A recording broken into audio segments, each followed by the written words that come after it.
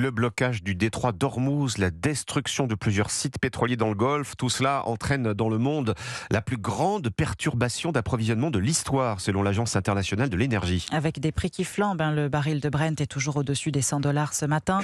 Hier, Total Energy a annoncé suspendre une partie de ses activités dans le Golfe, correspondant à 15% de sa production mondiale.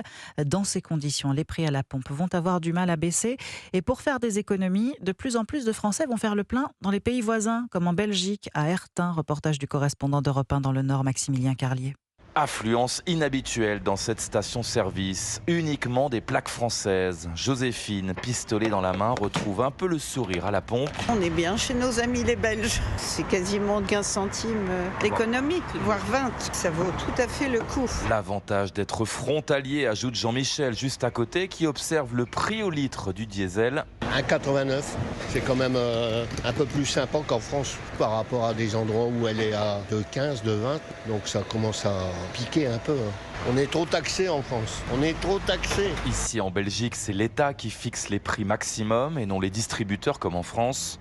Jessica préfère venir la semaine pour faire le plein et ainsi éviter les files d'attente. Le week-end, il y a un monde fou là, c'est la queue pas possible parce que tous les Français viennent.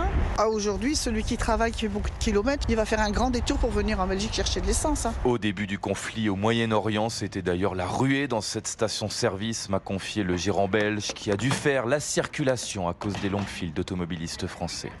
À Ertin, Maximilien Carlier, Europe 1.